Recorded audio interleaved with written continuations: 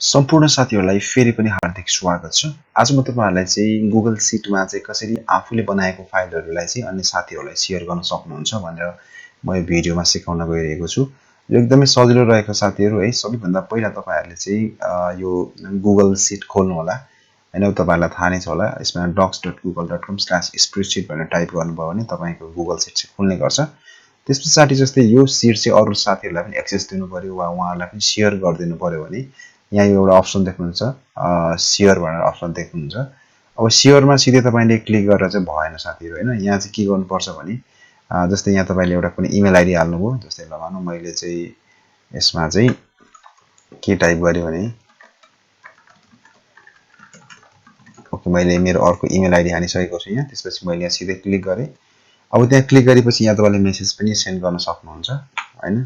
Please edit this seat हैन।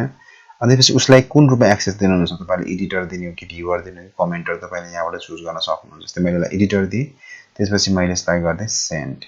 यसरी तपाईहरुले चाहिँ कुनै पनि गुगल सिट्स आफ्नो साथीहरुलाई चाहिँ आफ्नो यो गुगल सिटको एक्सेस दिन सक्नुहुन्छ।